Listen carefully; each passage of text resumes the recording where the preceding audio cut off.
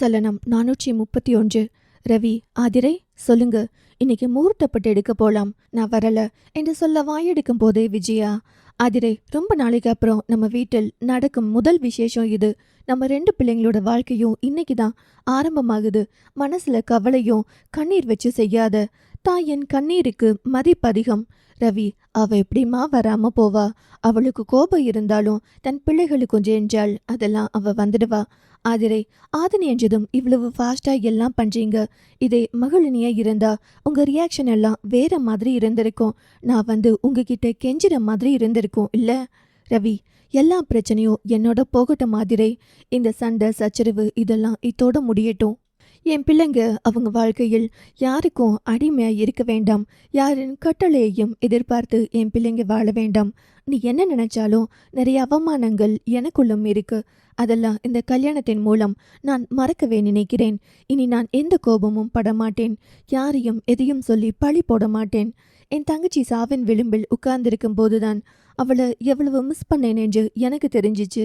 ஆசையா தாய் மாமனா கொஞ்சம் வேண்டிய மகிழ ஈஸ்வர் பொண்ணுன்னு நினைச்சு வெறுக்கிற அளவுக்கு சூழ்நிலைகள் அமைஞ்சிடுச்சு. இனி அந்த உறவு நமக்கில்ல. ஆதினிதான் நம்ம மருமக. பழசெல்லாம் மறந்துடலாம். ஆதிரே, சரிங்க, நம்ம எல்லாரும் மறந்துடலாம். ஏன்னா நமக்கு கவலைப்படுவதற்கு 3 பிள்ளைகள் இருக்காங்க. ஆனா என் மகனுக்கு அப்போது மேலே இருந்து கீழே வந்த தீரன். அம்மா, ஏதாவது ஒன்றிலிருந்து மாற்றம் வேண்டுமென்றால் புதிதாய் ஒன்று ஏற்றுக்கொள்ளணும். நீங்க நடந்ததையே பேசிக்கிட்டு இருந்தா அதிலிருந்து எப்படி வெளிவருவதாம்? என்கிட்ட நல்லா பேசு. ஆனா மொத்தத்துல உள்ளுக்குள்ள உடஞ்சு போய் இருக்கிறது நீ மட்டும்தான். விஜயா, அந்த கவலை உனக்கு வேணாம் ஆதிரை. அவனை பார்த்துக்க வேண்டியது ஏன் பொறுப்பு. அவன் சரியாயிடுவான் என்றவர். தீரா, சீக்கிரம் குளிச்சு கிளம்பி வா, கோவிலுக்கு போனோம் என்று சொல்லிவிட்டு தள்ளி வந்து ஆதினிக்கு அழைக்கவும் தூக்கத்தில் அழைப்பை ஏற்று, ஹலோ ஆதினி, யாரு? நான் உன் அம்மாச்சி பேசுறேன்டா. கண் விழித்து, சொல்லுங்க அம்மாச்சி, என்ன இந்த நேரத்துல? நம்ம குலதெய்வ கோவிலுக்கு போகணுமா? கொஞ்சம் சேலை கட்டி வரையா? அம்மாச்சி, என்ன திடீர்னு? கல்யாணம் முடிஞ்சதும் குலதெய்வம் கோவிலுக்கு தான் போகணும். ஆனால் சூழ்நிலை போக முடியல. தீரன் வருவான். அவனோட கோவிலுக்கு போயிட்டு அப்புறம் அப்படியே ஜவுளி எடுக்க போயிடலாம். இனி அங்கே தான் தன் வாழ்க்கை என்பதால் சரிங்க அம்மாச்சி என்றவள் குளித்து புத்தன் புதிதாக மலர்ந்த பூ போல் தன்னை கண்ணாடியில் கண்டாள். பல நாள் கழித்து ஒரு நிம்மதியான தூக்கம் என்பதால் முகத்தில் ஒரு தெளிவு. கோவிலுக்கு என்பதால் சேலை கட்டி கிளம்பி அடுப்படிக்கு வந்து நின்று, அப்பதான் பூ இருக்கா? பூவா என்று திரும்பிய அண்ணம் அப்படியே அசந்து விட்டார். இப்படி ஒரு கோலத்தில் ஆதினியை அவர் கண்டது என்றுதான். ஆத்தி, ஏன் கண்ணே பட்டுடும் போலையே என்று வேகமாய் ஃப்ரிட்ஜில் இருந்து போய் பூவை எடுத்து வந்து அவளின் தலையில் வைத்துவிட்டு, என்னைக்கும் நீ இப்படியே இருக்கணும். ஆமா, மணி 6 தான், அதுக்குள்ள கிளம்பி இருக்க. அவரோட கோவிலுக்கு போறேனுங்க அப்பத்தா. அவர் பேத்தியை கொஞ்சி போயிட்டு வா என்றார். அண்ணம் பூவை முடியில் வைத்து விட்டதும் ஆதனின் கண்ணில் ஒரு நொடிக்கு மின்னல் போல ஒளி தழுவியது. தன்னிடம் இப்படி அன்பாய் பேசும் மனிதர்கள் இருக்கிறார்கள், நான் தான் கவனிக்க மறந்துவிட்டேன் என்கிற உணர்வு even after all the storms அவளின் உள்ளத்தை ஒரு கணம் சீராக்கியது. அண்ணம், போடா, நிம்மதியா கோவில் போயிட்டு வா, மனசுல எதுவும் வச்சுக்காம என்கிற அந்த மென்மையான குரல் அவளுக்கு கடல் அளவு நிம்மதியை தந்தது. ஏனோ அவரின் காலில் குனிந்து விட, ஒரு நிமிஷம் பொறு என்றவர் வேகமாய் போய் அங்கே அமர்ந்திருந்த கணவரை அருகில் அழைத்து பூஜை அறையில் முன்பு நிற்க ஆதினி தம்பதியர்களின் காலில் விழ அவள் தலையில் அச்சதை தூவ அவள் சந்தோஷமாய் ஆசிர்வாதம் வாங்க, அண்ணம், இனி நீ தீரனோடுதான் எங்க காலில் விழணும், சரியா? ஆதினி மெதுவாக தலையை சேர்த்து சரியப்பதா என்று சொல்லி போனை எடுத்துக்கொண்டே வெளியே வரும்போது தீரனின் வண்டி சத்தம் கேட்டது. வெளியே வர தீரன் கார் வாசலில் நிற்க ஆதினி எட்டி பார்த்ததும் அவன் அவளை பார்த்து இறங்கி வந்து காரின் கதவை திறந்து விட்டான். அவள் அவனையே பார்க்க, போலாமா என்று அவன் குரல் கேட்டு தலையை அசைத்தவள் போனை எடுத்து அன்னத்திற்கு அழைக்கும் போது அங்கே அருணாச்சலம் வந்து, தம்பி வந்துட்டாப்லையா? சரி, பார்த்து போயிட்டு வாடாமா, ட்ரெஸ் எடுக்க நாங்கள் எல்லாரும் கடைக்கு வந்துடுவோம் என்று சொல்லி அவளை வாகனத்தில் ஏற்றிவிட்டு அவர் உள்ளே போனார். குழந்தைகள் ஒன்றுமில்லை தொலைந்து போக.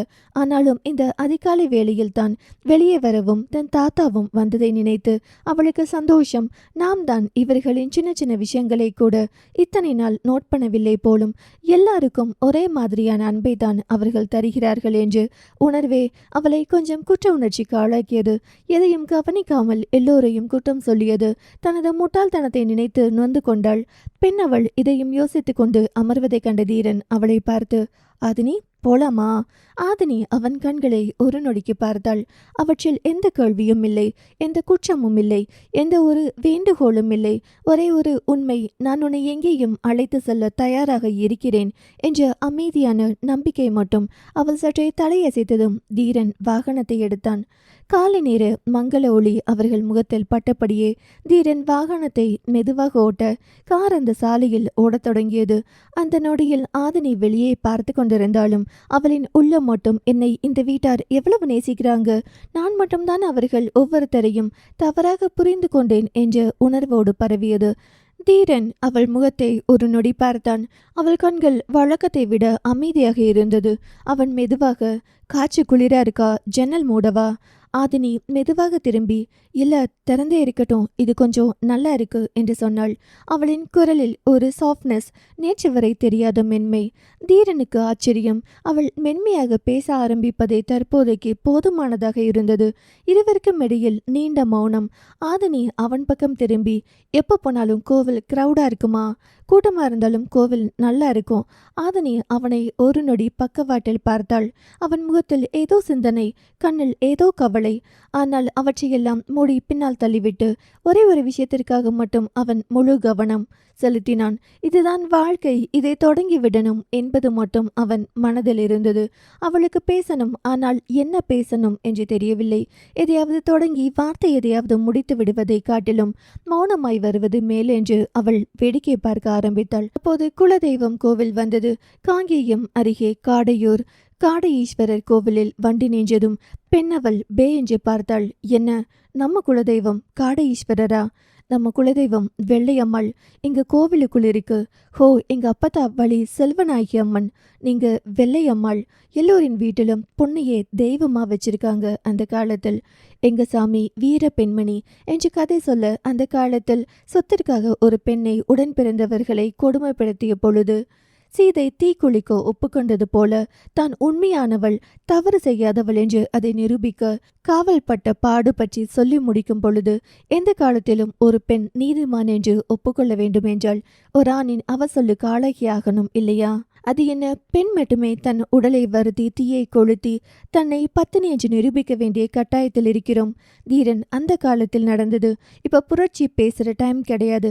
வா, சாமி கும்பிடலாம். அப்புறம் உங்க அம்மா மனசுல இந்த சாமியிடமிருந்துதான் தைரியத்தை தனக்கு இருப்பதாய் நினைத்து கொள்வார்களாம். நீயும் இவர்களை கும்பிடு, உனக்கு தைரியம் வரும். பின் அவள் கோவில் வரலாறு கேட்டுக்கொண்டே அவனோடு கோவிலுக்குள் வந்தாள். அங்கே வந்ததும் நெல்லிக்கொடி போன்ற காற்று அவர்கள் முகத்தில் பட்டது. தீரன் காரை நிறுத்தி அவளிடம் திரும்பி, காலம் எதுவாக இருந்தாலும் நம்ம மனசு நேர்மையாக இருந்தால் போதும், இனி எல்லாம் மாறும், நான் இனி சரியாய் நடப்பேன் என்று மெதுவாய் சொன்னான். ஆதினி அவன் குரலில் ஏதோ ஆறுதல் கண்டாள். கோவிலுக்குள் சென்று நின்றதும் அவள் புருவம் சற்றே சுருங்கியது. என்ன என்று தீரன் கேட்டான். இங்கு நின்னா மனசு ஓட்டம் எங்கேயும் விடாமல் சாந்தமாக இருக்கிறது. தீரன் மெதுவாக சிரித்தான். அதான் நம்ம குலதெய்வம். அவர்கள் இருவரும் ஒரு நிமிடம் கண்களை மூடி நின்றார்கள். அந்த நிமிடத்தில் ஆதினியின் உள்ளுக்குள் ஒரு கிளர்ச்சி, ஒரு முடிவு, ஒரு புதிய தொடக்கத்தின் விதை விழுந்தது. சலனம் 432. பெண் அவள் கொஞ்சம் சீக்கிரம் எழுந்து தான் முடிக்க வேண்டிய வேலையின் பட்டியல்கள் எல்லாம் எடுத்து அதன் பின் மீட்டிங் என்று பார்க்க வேண்டிய முக்கிய வேலைகளுக்கான பட்டியல் எல்லாம் தயார்படுத்தி கொண்டிருந்தாள். ஏனோ முன்பை விட தனது 2 மடங்கு வேலை தன் அப்பாவால் தனக்கு ஒதுக்கப்பட்டிருந்தது. வழக்கமான நேரத்தை விட இன்னும் சற்று நேரம் கூடுதலாக வேலை செய்தால் மட்டுமே முடிக்க முடியும் என்பதால் அலாரம் வைத்து எழுந்து வேலை செய்து கொண்டிருந்தாள். பேத்தியின் அருகில் விளக்கெரிய அங்கே வந்தான். நாம் பேத்திக்கு பால் கொடுத்துவிட்டு, நீ கொஞ்ச நேரத்துக்கு முன்னாடி வந்திருந்தா ஆதினியை பார்த்திருக்கலாம், அவ்வளவு அழகா கிளம்பி போனா. பெண்ணவள் செல்போனை எடுத்துக்காட்டி, போட்டோ அனுப்பியிருக்கா அப்பத்தா, பார்த்தேன், ரொம்ப நல்லா இருக்கு, அவ இப்படி இருந்தா சந்தோஷமா இருக்கு பார்க்க. சரிடாமா, நீ எப்போ சேலை கட்ட போற? நீங்க கட்டுன்னு சொன்னா கட்டேனுங்க அப்பதா. புன்னகையோடு அவளின் நெற்றியில் முத்தமிட்டு, அன்புவே 6 மணிக்கெல்லாம் எழுப்பிடுமா, புது ஸ்கூலுக்கு போறான் என்று சொல்லிவிட்டு போனார். சற்று நேரத்தில் மகனை எழுப்புவதற்காக அஞ்சு அறைக்கு வர அவனோ மகள் மடியில் தலை வைத்து படுத்திருக்க, ஒரு கையால் லேப்டாப்பில் எதையோ தட்டி கொண்டு மறு கையால் தன் மடியில் படுத்திருக்கும் தம்பியின் தலையை வருடி கொண்டு வேலை செய்து கொண்டிருந்தாள் மகளினி. அஞ்சு, பாப்பு, அம்மா, நாளிலிருந்து அவனை ரூமில் படுக்கவே. ஏனிங்கம்மா, நான் இங்கே தானே இருக்கேன், அவன் இங்கேயே படுக்கட்டும். நீ கல்யாணமாகி அர்ஜுன் வீட்டுக்கு போயிட்டா அப்புறம் அவன் ஏங்கி போயிடுவான் பாப்போ. நான் ஏம்மா அங்கே போக போகிறேன்? இது என்னடி கேள்வி? கல்யாணமாகிவிட்டா புருஷன் வீட்டுக்கு போய் தானே ஆகணும். அம்மா, நான் போயிட்டா அப்பா ஏங்கி போயிட மாட்டாரா? அந்த கணம் அஞ்சுவின் இதயம் பிரிவை நினைத்து பயந்தாலும் எல்லோரும் இந்த வயதில் சொல்லும் வாக்கியம் அது. மகளை பெற்ற எல்லா அப்பாக்களும் ஒரு நாள் ஏங்கித்தான் ஆகணும் மகள். அதான் வாழ்க்கை. எல்லா அப்பாக்களும் மகளின் கல்யாண நாளில் கவலைப்பட்டு தானே ஆகணும். மா, நான் இருக்க என் அப்பா ஏன் கவலைப்படணும்? அர்ஜுன் வீட்டோட மாப்பிள்ளைய எல்லாம் இருக்க மாட்டான்னு நினைக்கிறேன். நான் பேசுகிறேம்மா அவர்கிட்ட. ஆசையை வளர்த்துக்காதீங்க. நீயும் உன் அப்பாவும் அப்புறம் நடக்காட்டி வருத்தப்படுவீங்க. முதல்ல அவனை எழுப்பி விடு, கிளம்பணும் என்று அருகே வர, நான் அவனை பார்த்துக்கிறேம்மா, நீங்க போங்க. அவள் போக, மகள், குட்டி எழுந்திரே என்று தம்பியை எழுப்பினாள். அக்கா 5 நிமிஷம் என்றான். பெண்ணவள் தலையை வருடினாள். அந்த நேரம் வாட்ஸ்அப் மெசேஜ் டோன். பெண்ணவள் எடுத்து பார்க்க, குட் மார்னிங் பொண்டாட்டி. அவளும் ஜிஎம் என்று பதில் அனுப்ப, மார்னிங், ஏன் கடுப்பேத்துற? ஏனுங்க, என்னாச்சு? ஏன் உனக்கு என் மெசேஜ் பிடிக்கலையா? இப்போ எதுக்கு அர்த்தமற்ற கேள்வி? குட் மார்னிங் என்று ஹாப்பியாக நான் மெசேஜ் அனுப்புனா கடமைக்கு 2 வார்த்தை ஜிஎம்னு அனுப்புகிற. என்னை பார்த்தா உனக்கு எப்படி தெரியுது? ஹலோ, நான் ஒன்றும் வெட்டியாக இல்லை. அப்போ நான் வெட்டியாக இருக்கேனா? ஹலோ, நான் இப்போ ஒர்க் பண்ணுறேன். மார்னிங் மூட் அப்செட் பண்ணாதீங்க. நீ ஏண்டி ஏன் மூட் அப்செட் பண்ணின? இதுக்கெல்லாம் அப்செட் ஆனா நான் என்ன பண்ணேன்? மார்னிங் ஹாப்பியாக ஒரு குட் மார்னிங் ஹார்ட்டு என்று ஒரு ஹார்ட் சிம்பிளோட ஒரு புருஷனுக்கு மெசேஜ் அனுப்பணும்னு தெரியாதா? எனக்கு இந்த மாதிரி டெய்லியும் மெசேஜ் டைப் பண்ணி அனுப்புகிற பழக்கமும் கிடையாது. எனக்கு அதற்கான நேரமும் இல்லை. உங்களுக்கு டைம் இருந்தால் நீங்கள் அனுப்பிட்டே இருங்க. நான் ஃப்ரீயாக இருந்தால் பார்க்குறேன். அம்மனி பெரிய புடுங்கி தான். என்ன என்றாள் கோபமாக. ஆமாம், நீ என்னவோ பிஸியாக இருக்கிற மாதிரியும் நான் என்னமோ வெட்டியாக இருக்கிற மாதிரியும் ஓவராக சீன் போட்டுட்ருக்க. அதான், நானும் பிஸ்னஸ் மேன் தான். ஏங்க, நீங்கள் ஒரு ஸ்கூல் பார்க்குறதும் நான் AAAவின் அத்தனை கம்பெனி பார்க்குறதும் ஒன்றா? உங்களுக்கு வேலை கம்மியாக இருக்கும், எங்களுக்கு வேலை அதிகமாக இருக்கும் என்ற அர்த்தத்தில் அவள் சொன்னது. ஏனோ அவளின் வார்த்தை அவன் தன்மானத்தை சீந்தி விட்டது. நீ என்ன பெரிய பணக்காரி என்று இப்போ சீன் போடுறியா என்ன? அதற்கு பிறகுதான் தன் சொன்ன வார்த்தையின் அர்த்தம் புரிந்து, இங்கே பாருங்க, நான் தப்பான மீனிங்கில் சொல்லலை. நீ சொல்லலாம், நான் சாதாரண ஒரு ஸ்கூலின் ஓனர் மகன்தான். புரிஞ்சுக்கோங்க அர்ஜுன், நான் தப்பாக சொல்லலை. எனக்கு நிஜமாலுமே நிறைய வேலை இருக்குது. ப்ளீஸ் விடுங்க, சண்டை போட டைம் இல்லை. அவளின் வார்த்தை அர்ஜுனுக்குள் பதிந்து அவனை ஏனோ ஒரு மாதிரி ஆக்கியது. ஆனால் அந்த வார்த்தையை அவன் ஆழ் மனதிற்குள் பதித்து கொண்டு மறுபடியும் இயல்பாக பேசினான். நிஜமா நீ என் பக்கத்தில் இருந்தா ப்ளீஸ் விடுங்க விடுங்க என்று கெஞ்சும் அளவுக்கு ஏதாவது பண்ணிக்கிட்டே இருப்பேன். டைம் இல்லை, வேலை இருக்குது. இந்த மாதிரி பேச்செல்லாம் என் பக்கத்தில் இருக்கும்போது உன் வாயில் வரவே கூடாது. வேலை இருந்தால் எல்லாரும் வேலை இருக்குன்னு தான் சொல்லுவாங்க. புருஷன் பொண்டாட்டிக்கும் பொண்டாட்டி புருஷனுக்கும் ஒதுக்குற நேரத்தை விட வேலை முக்கியம் இல்லை. உங்களோட ஒர்க் 9 to 5, ஸ்கூல் முடிஞ்சிடும். ஆனால் என்னோடது கார்மெண்ட்ஸ், எனி டைம் ஒர்க் இருக்கும். நீங்கள் சொல்கிற மாதிரி எல்லாம் 24 மணி நேரமும் நினைக்க முடியாதுங்க. நினைக்கணும் மகள். மனசில் அர்ஜுன் ஒருத்தன் பேக்ரவுண்ட் மியூசிக் சினிமாவில் ஓடுவது போல் உன் மனசுக்குள் ஓடிக்கிட்டே இருக்கணும். நான் ஓட வைப்பேன். எனக்கு உங்கள் கூட தர்க்கம் பஞ்சதுக்கு நேரம் இல்லை. அன்புக்குட்டியை ஸ்கூல் அனுப்பணும். நான் அப்புறம் பேசுகிறேன் என்று அவனுக்கு பேச வாய்ப்பு கொடுக்காமலும் அவன் அனுமதி இல்லாமலும் அழைப்பை துண்டித்து விட்டாள். அர்ஜுன் ஏனோ சந்தோஷமாக எழுந்தவன் அவளின் பதிலில் கடுப்பாகி, நீங்க ஒரு ஸ்கூலுக்கு மட்டுமே ஓனர், 9 to 5 தான் உங்க ஜாப் என்ற வார்த்தையில் எல்லாம் அவனை கிளறி கொண்டிருந்தது. அப்படியே சாய்ந்து அமர்ந்திருந்தான். ஆடவன் மனதிற்குள் 1000 எண்ணங்கள். கூடவே திருமண வாழ்வில் இவளை எப்படி சரி பண்ணி ஒரு வாழ்க்கை வாழ்வது என்று. அவள் வீட்டில் அங்கே இருந்தால் தம்பியை பார்க்கணும், அப்பா இருக்கிறப்போ எப்படி என்று அவர்களுக்காகவே யோசிப்பாள். என்னோட வாழ்க்கை என்ன ஆவது என்று அவன் மனம் பலவற்றை யோசித்தது. இங்கே மகள் ஒரு வழியாக அன்புவை எழுப்பினாள். அன்பு மிகவும் சோகமாக எழுந்திருக்க, ஏன் தங்கம் முகத்தில் இவ்வளோ சோகம்? புது ஸ்கூலுக்கு போகணும். அதனால் என்ன? என்னோட ஃப்ரெண்ட்ஸ் எல்லாம் மிஸ் பண்ணுவேன். மகளுக்கும் பாவமாய்த்தான் இருந்தது அவனை நினைத்து. அவனை சமாதானம் செய்ய வேண்டி, இங்கே நியூ ஃப்ரெண்ட்ஸ் கிடப்பாங்க குட்டி என்று அவன் நெற்றியில் முத்தமிட்டு குளியல் அறைக்கு அழைத்து போய் குளிக்க வைக்க, அக்கா சொல்லு, நான் என்ன தப்பு பண்ணினேன் புது ஸ்கூலுக்கு போகிறதுக்கு?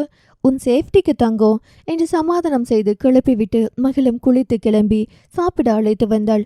அங்கே வந்தது மிருது. எங்கே ஆதனியை காணோம்? நிலவன், உங்க அண்ணாவோ அவளோ உங்க குலதெய்வம் கோவிலுக்கு போயிருக்காங்க. ஹோ என்றாள். மிருது அப்படியே மகளை பார்க்க அவள் அந்த வார்த்தைகள் காதில் விழுந்தாலும் விழாதது போல் அன்புவை பார்த்து கொண்டிருந்தாள். பாவமாய்த்தான் இருந்தது அவளுக்கு அவளை பார்க்கும்போது. முகிலன், குட்டிப்புலி, என்ன புது ஸ்கூல் போற? என்றான் பாவமாக.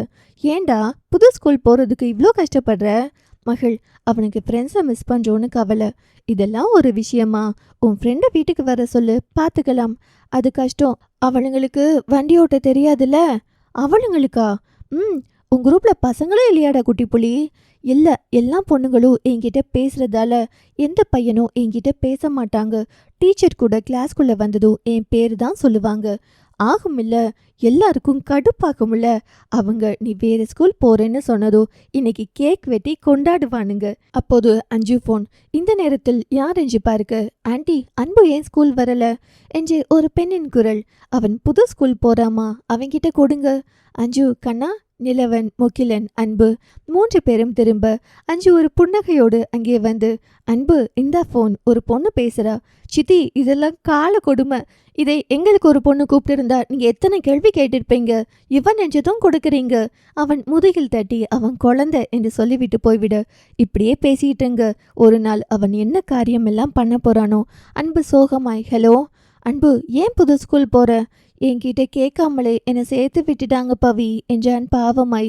அந்த பக்கம் அவள் என்ன பேசினாள் என்று தெரியாது. இவன் ஐ மிஸ் யூ என்றதும் எல்லோரும் அவனை தான் பார்த்தனர். அன்பு, சரி, நீ சந்தோஷி, நிக்கிதா என்று ஒரு 15 பேராவது சொல்லி எல்லோரையும் கேட்டேன்னு சொல்லு. ஈவினிங் வந்து கால் பண்ற, உங்க எல்லாரையும் ரொம்ப மிஸ் பண்ற என்று சொல்லி போனை வைத்தான். முகிலன், குட்டிப்புலி, உனக்கு எங்கேயோ மச்சம் இருக்கு. நான் என்னெல்லாம் என் காலேஜ் லைஃப் வர மிஸ் யூ என்ற வார்த்தை யாரிடமும் சொன்னதில்ல. நிலவன், நானும் தான். எனக்கே உன்னை பார்த்தா பொறாமையா இருக்கு குட்டிப்புலி. பிறந்தால் உன்னை போல் பிறக்கணும். கடவுளே, புது ஸ்கூல்ல ஒரு பொண்ணு கூட இருக்கக்கூடாது. அன்பு கோபமாய், ஏண்டா அப்படி வேண்ட? அதுக்கு இதுக்கடா அவ்வளோ கோபப்படுற? உனக்கு மட்டும் மிருது அக்கா இருக்காங்களடா. டேய், அவ என் பொண்டாட்டிடா. எப்படியோ அவனுக்கு பிரியா அக்கா, உனக்கு மிருது அக்கா, எல்லாருக்கும் ஆள் இருக்காங்கல்ல. அப்ப எனக்கு வேணும்ல. எனக்கெல்லாம் நான் காலேஜ் படிக்கிறப்ப தான் மிருது தெரியும். பசங்க கூடயும் பழகி ஃப்ரெண்ட்ஷிப் வச்சுக்கோ. இல்லாட்டி உன் வாழ்நாளில் பசங்க கூட பழகவே தெரியாம போயிடும்டா. ஒழுங்கா பசங்க கூட பேசுடா. அதான் நீங்க இருக்கீங்களேடா, அப்புறம் என்னடா? நாங்க உன் அண்ணன்டா. உங்களை பார்த்து தாண்டா பசங்க கூட பேசவே கூடாதுன்னு நினைச்சேன். என் கூட கொஞ்ச நேரம் தான் பேசுறீங்க. ஆனா அம்மா, மகளுக்கா, ஆதினி அக்கா எல்லாரும் எவ்வளோ செல்லம்மா என்கிட்ட பேசுறாங்க. அதே மாதிரி தான் ஸ்கூல் பொண்ணுங்க எனக்குன்னு டைம் ஸ்பெண்ட் பண்றாங்க. முகிலன், ஹோ, நீ அப்படி வரியா? நீ நந்தினி அம்மா பேசி பார்த்து பழகி இருக்கியா?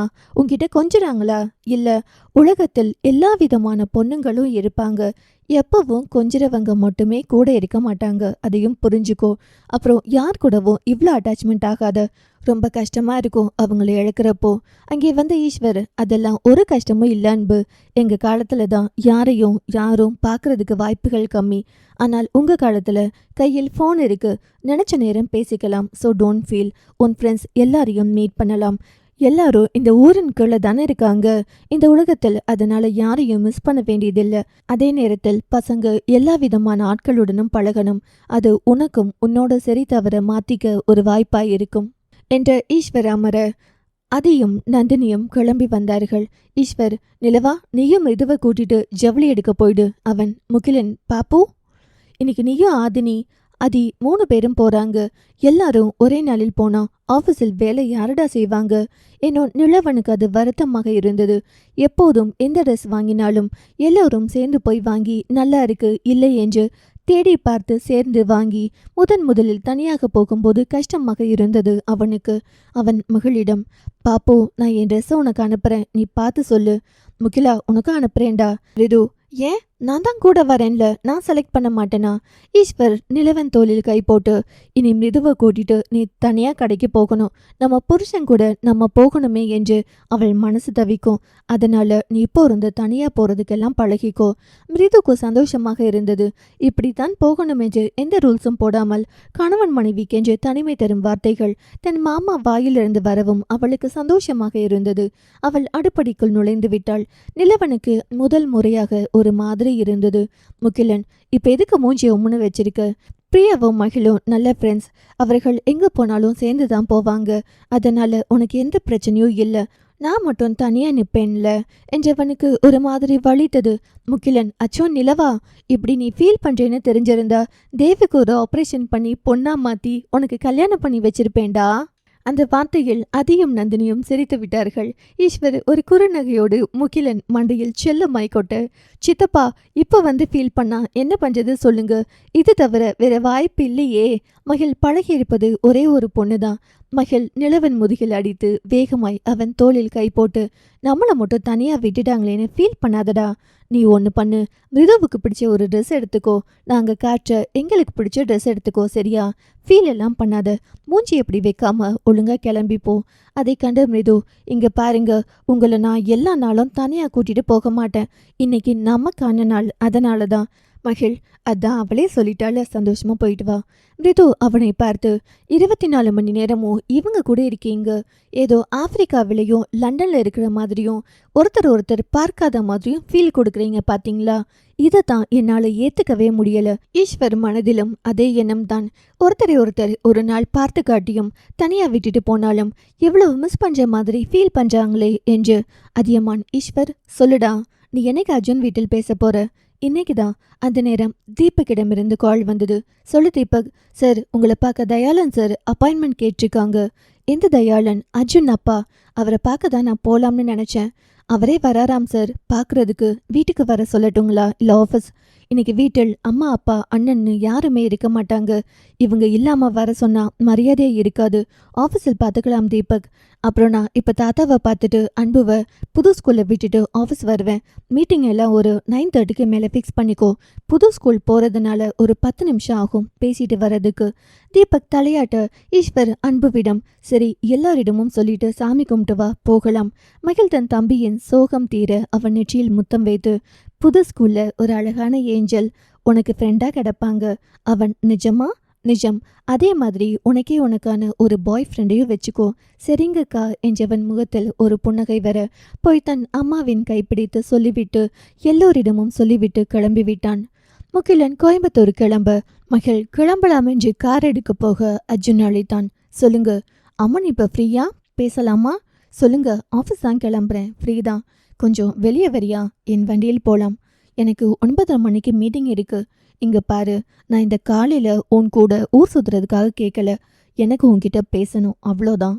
தன் வண்டியை நிறுத்திய மகள் தன் அப்பாவுக்கு, நான் அர்ஜுன் கூட நம்ம ஆஃபீஸ் போறேனுங்கப்பா என்று மெசேஜ் அனுப்பிவிட்டு வந்தாள். வந்தவள் தனது லேப்டாப்புடன் முன்னாடி வந்தாள். மகள் ஆடைகள் அவ்வளவு நேர்த்தியாய் இருக்கும். காட்டன் சேலை அல்லது காட்டன் சுடிதார் என்றுதான் அணிவாள். பெண்ணவள் ஏறிக்கொள்ள அவன் அவளிடமிருந்து அந்த பையை வாங்கி பின்னாடி வைத்துவிட்டு போலாமா தலையை ஆட்டினாள். அவள், அர்ஜுன், வண்டியை நிறுத்தி, ஏண்டி எனக்கு நீ தான் பேர் வச்சியா? ஏனோ அவன் வரும்போது கோபமாக இருந்ததால் இப்போது பேர் சொல்லி கூப்பிடவும் இன்னும் கோபமாக அவனோடு பாதித்தால் நேரமாகிக் கொண்டே இருக்கும் என்பதால், சாரி, என்ன பேசணும் சொல்லுங்க. நமக்கு பிரைவசி வேணும். நம்ம இப்போ 2 பேரும் தனியாக தான் இருக்கோம். மகிழ், எனக்கும் உனக்குமான நேரம் வேணும். அங்கே நமக்கிடையில் உன் வேலை, உன் தம்பி, உன் குடும்பம் எடுத்துட்டு வராத. நம்ம பிரைவசிக்கும் நீங்க சொல்றதுக்கும் என்ன சம்மந்தம் இருக்கு? நாள் முழுவதும் உழைக்கிற நீயும் நானும் சேர்ந்து இருக்க போறது அந்த நைட்டும் அந்த காலையும் தான். அது நமக்கான நேரமா மட்டும்தான் இருக்கணும். நைட்டு 8 மணிலிருந்து காலை 8 மணி வரை. நான் ஒரு ஒர்க்கிங் உமன். என்னோட வேலை மாறிட்டே இருக்கும். மீட்டிங் பொழுது நான் எக்ஸ்ட்ராவாக ஒர்க் பண்ண வேண்டியிருக்கும். வேலை டைமிங்கில் என்னால் உங்கள் கூட ஃபோக்கஸ் பண்ண முடியாது. அதுக்காக வருஷம் முழுவதும் வேலை இருக்காது. இது என்னோட பாயிண்ட், கொஞ்சம் புரிஞ்சுக்கோங்க. இவ்வளோ பெரிய சாம்ராஜ்யத்தை ஆளுற உங்களுக்கு வேலை செய்கிறதுக்கு ஆட்கள் போட்டுக்க முடியாதா? சில வேலைகளை நாங்கள் தான் பண்ணணும், இன்னும் சில வேலைகளை நான் தான் பண்ணணும். அப்போது எனக்கான நேரம் உன்னோட கடிகாரத்தில் எப்போ?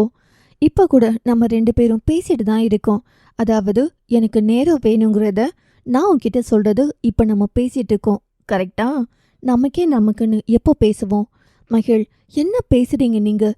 பேசிட்டு தானே இருக்கோம். உனக்கு புரியுதா இல்லை புரியாத மாதிரி நடிக்கிறியா? இம்முறை அவள் அவன் பக்கம் திரும்பி அமர்ந்து, தயவு செஞ்சு என்ன நினைச்சாலும் கொஞ்சம் ஓப்பனாக பேசுங்க. நீங்கள் என்ன நினச்சி பேசுறீங்கன்னு எனக்கு சத்தியமாக புரியலை என்னும் போது பெண்ணவள் அலுவலகம் வர மகள் கார் கண்ணாடியை திறக்க செக்யூரிட்டி அவளை கண்டதும் எழுந்து சல்யூட் அடித்து கதவை திறக்க காரை அலுவலக காம்பவுண்டிற்குள் உள்ளே செலுத்தினான் அர்ஜுன். உங்களுக்கு ஏன் கஷ்டம்? நான் நடந்து போய்க்கிறேன், நீங்க கிளம்புங்க. உனக்கு நான் பதில் சொல்லிட்டு கிளம்புறேன் என்றவன் அவளின் வாகனம் நிறுத்தும் இடத்தில் காரை உள்ளே கொண்டு போக பெண் அவள் இறங்குவதற்காக காரின் கதவை திறக்கப் போக அர்ஜுன் அதை லாக் செய்தான். மகிழ் திரும்பி அவனை பார்க்க அவனோ காரின் கதவை ஏற்றிவிட்டு அவளின் அருகில் வர, அர்ஜுன் என்ன பண்றீங்க? அவன் அவளை நோக்கி வர வேகமாக அவன் வாயில் கை வைத்து தடுத்தவள் அவனை பார்த்து, எல்லாத்துக்கும் என் பெர்மிஷன் வேணாமா உங்களுக்கு? இந்த ஜென்மத்தில் நீ கொடுக்க மாட்டேன்னு நினைக்கிறேன். நான் இதுக்கெல்லாம் இன்னும் ப்ரிப்பேர் ஆகலை. ப்ளீஸ், நீ ப்ரிப்பேர் ஆகுறப்போ நீ வந்து கொடு. நான் எப்பயோ ப்ரிப்பேர் ஆகிட்டேன் இதுக்கெல்லாம். தயவு செய்து தடுக்காத. தடுத்தா வன்முறையாக மாறிடும். என்னோட முதல் முத்தம் அரக்கத்தனமாய் இருக்க எனக்கு பிடிக்கல. ஞாபகமாய் இருக்கணும்னு நினைக்கிறேன். ப்ளீஸ் புரிஞ்சுக்கோங்க. எனக்கு இதில் இஷ்டமில்லைன்னு சொல்லி நாட்களை கடத்தும் ரகம் நான் இல்லை மகள். உன் கழுத்தில் தாலி கட்டும்போது உன்னுடைய எல்லா பார்ட்ஸுக்கும் முதலாளி நான் தான். எனக்கு அதெல்லாம் தொடர்றதுக்கு உரிமை இருக்குன்னு தெரியாமோன்னு நீ தாலி கட்டிக்கலையே. இன்னும் அந்த வார்த்தையில் அவள் விழிகள் கலங்கி ஸ்தம்பித்து நிற்க, தடுக்கவும் முடியாமல், கொடுக்கவும் முடியாமல், அனுமதிக்கவும் முடியாமல் அவள் மனம் படும் வழியை அவள் விழிகள் அவனுக்கு உணர்த்த, வலிக்குந்தா இன்னொருத்தரின் ஞாபகங்களை அழிக்க இன்னொரு ஞாபகம் அங்கு பதிக்கப்படணும் என்றவன் தடுத்த அவளின் கைகளில் தன் முதல் முத்தத்தை இட்டான். அதில் கரண் ஷாக் அடித்தது போல் அவள் கைகளை எடுத்துக்கொள்ள, இனி நான் தான் உன்னோட நிஜம். உனக்கு இஷ்டமில்லாத நிஜம் நான் தான். என்னை அப்படியே அக்செப்ட் பண்ணிக்கோ என்றவன் வேகமாய் அவளின் இதழ்களை தன்வசமாக்கினான். அதில் அவள் கண்களை மூடிக்கொள்ள, மகள் என்றான். அவள் கண் திறந்து அவனை பார்க்கவே இல்லை. மகள் என்றான் கோபமாக. கண் திறக்க, கண்ணை மூடாத என்று சொல்லி மீண்டும் அவளின் இதழில் முத்தத்தை இட்டு, நான் தான் கொடுக்கிறேன் என்று உன் மூளைக்கு பதியணும்னா நீ கண் திறந்து பார்த்தாதான் இந்த முகம் உன் மனசுக்குள்ள பதியும். இம்முறை இரண்டாம் முத்தத்தையும் பதித்துவிட்டு பின் தன் கைக்குட்டை கொண்டு அவளின் விழிநீரை துடைத்து இரு விழிகளிலும் முத்தமிட்டு, ஐ லவ் யூ என்று சொல்லி காரின் கதவை திறந்துவிட பெண் அவள் ஒரு பொம்மை போல் இறங்கி போனாள். சலனம் 433. மகிழ் அலுவலக லிப்ட் உள்ளே கால் வைக்கவும் தானியங்கி கதவுகள் அடைக்கப்பட்டதும் லிப்ட் சுவற்றில் சாய்ந்து நின்றாள். பெண் மனம் அப்போதுதான் ஒன்றை உணர்ந்தது. அர்ஜுனின் முத்தம் தன் உதட்டில் இன்னும் ஒரு சூடான நிழலாக நின்று கொண்டிருப்பதை. துப்பட்டா கொண்டு உதட்டை துடைக்கும் போது மூளை, இப்போ தொடச்சிட்ட ஓகே, ஆனால் இனி எத்தனை முறை இப்படி தொடப்ப? துடைத்தால் மட்டும் நடந்தது மாறிடுமா? கண் கலங்கி எதுவும் புரியாத குழப்பத்தில் அவள் கண்மூடி நின்றாள். யாரை குறை சொல்வது? அர்ஜுன் மேல் எந்த தவறும் இல்லை. அவர்தான் என் ஹஸ்பண்ட். இனி என் வாழ்க்கை அவரோட தானே என்று அவள் மூளை அவளுக்கு எடுத்து சொன்னது. ஆனால் காதல் கொண்ட இதயம் என்னால் முடியாது. என் மனசு என் மாமா கிட்ட இருக்கு. என்னால் மனசு மாற முடியாது என்று அடம் பிடிக்க லிப்ட் திறக்க மகிழ் கால்கள் தானாகவே அலுவலக கேபினுக்குள் நுழைந்தது. உள்ளே வரும் தோழியை தேவும் பிரியாவும் கண்டனர். அவள் ஒரு நிலையில் இல்லை என்று அவர்களுக்கு புரிந்தது. மகிழ் கால்கள் நேராக பெண் அவளின் கேபினிற்குள் நுழைந்து இருக்கையில் அமரும் பொழுது அவளின் இன்டர்காம் ஒளிந்தது. அவள் கவனிக்கவில்லை. தேவ், மகிழ் என்றான் அவளை தொட்டு. அதில் உணர்வுக்கு வந்தாள். அவனோ என்னாச்சுடி? எழுந்து அவனை கட்டிக்கொண்டு கேவி அழ ஆரம்பித்தாள். பெண் அவளின் அழுகை வேதனையால் மட்டுமில்லை, தன் மேலே எழும் கோபம், உறவை நினைத்து பயம், தான் கொண்ட கடமை பெற்றவர்களுக்கு உரிய மகளாய் இல்லையோ என்ற குற்ற உணர்வு, நேசித்தவனின் மேல் கொண்ட காதல், கட்டிக்கிட்டவனின் உறவை ஏற்க முடியாத நிலை, இப்படி ஒன்றும் புரியாத குழப்பம் எல்லாம் கலந்த ரீதியான அழுகை. பிரியா ஓடி வந்து தண்ணீர் தர அதை கொஞ்சம் கடமைக்கு குடித்தாள். ஏனோ மகிழ் மனம் உடைந்து போனது.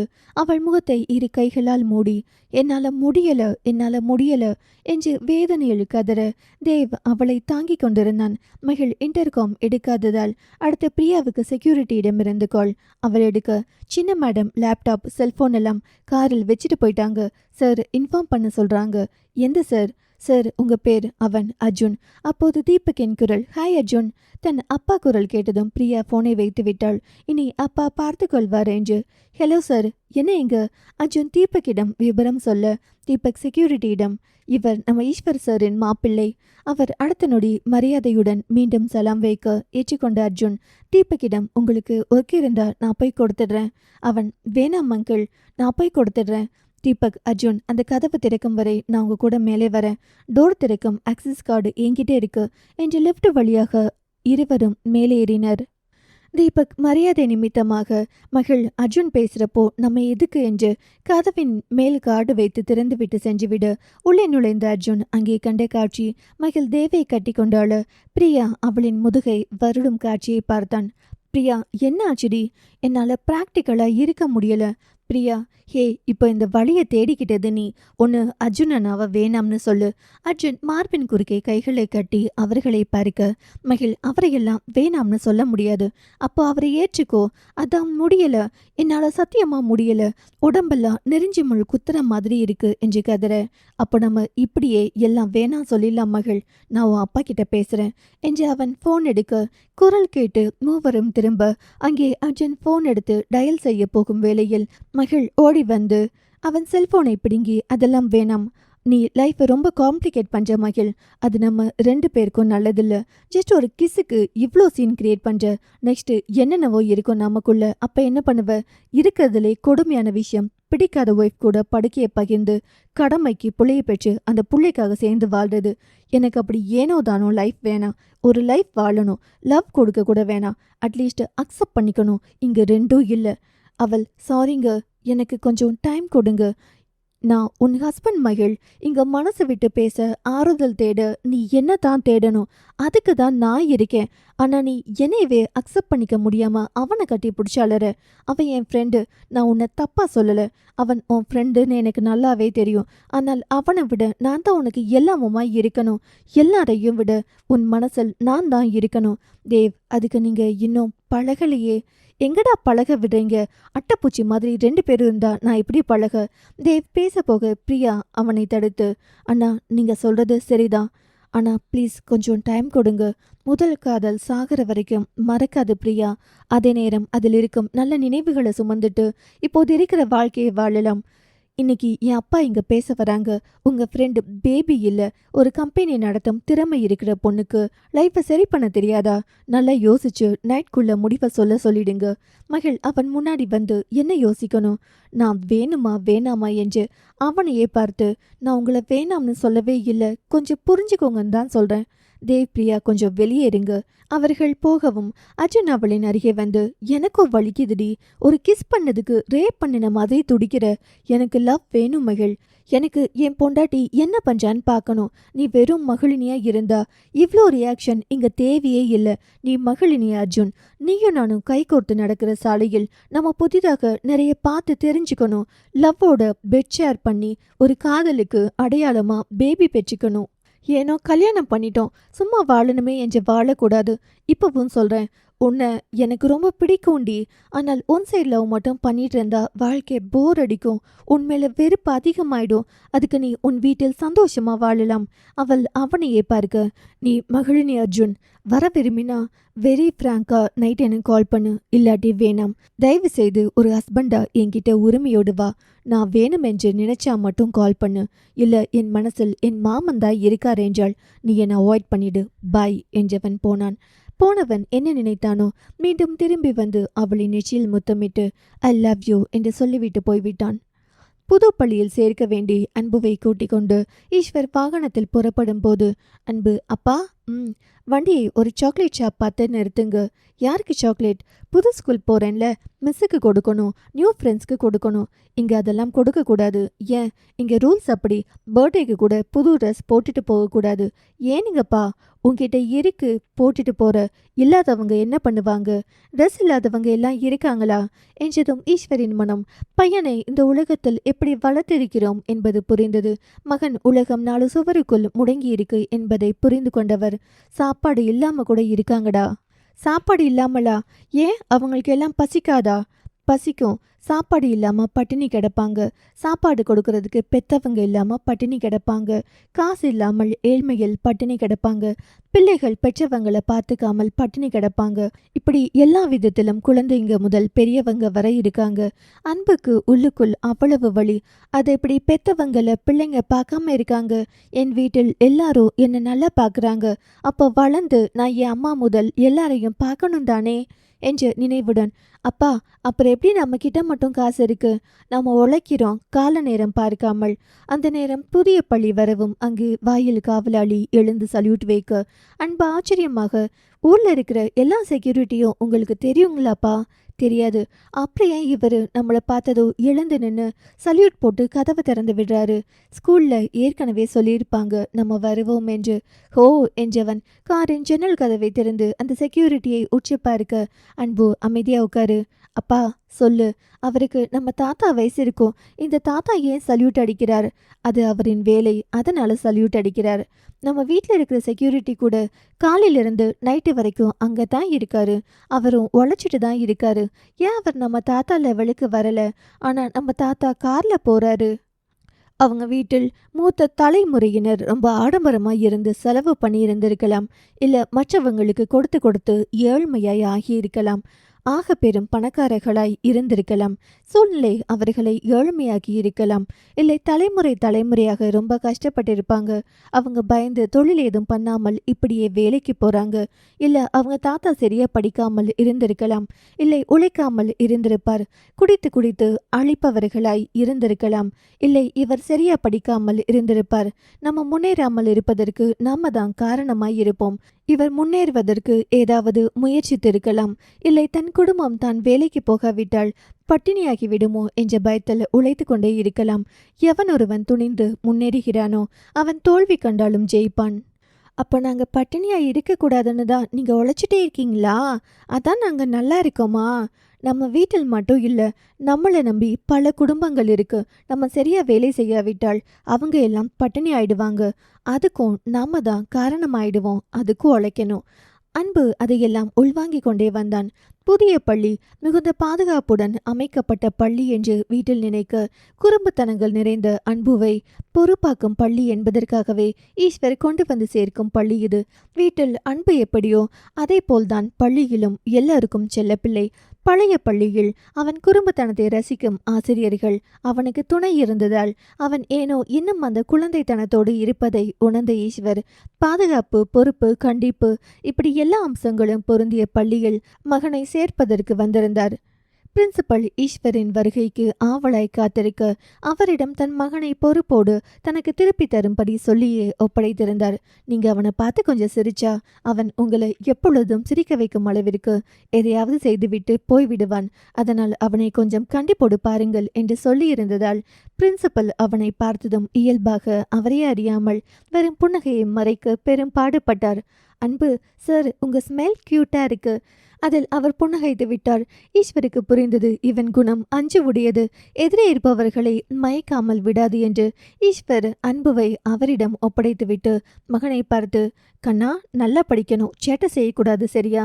தலையை ஆட்டியவன் தனது பையை மாட்டிக்கொண்டு தந்தையிடம் இருந்து விடை பெற்று அலுவலர் உடன் தனது வகுப்பிற்கு சென்றான். ஒரு வகுப்பறையின் முன் நின்று, இதான் உன் கிளாஸ் தம்பி என்று அலுவலர் அங்கே ஆசிரியருடன் சொல்லிவிட்டு நகர, உள்ள வாங்க என்ற ஆசிரியரின் குரல் ஏனோ அந்த குரல் அவனுக்கு பிடிக்கவே இல்லை.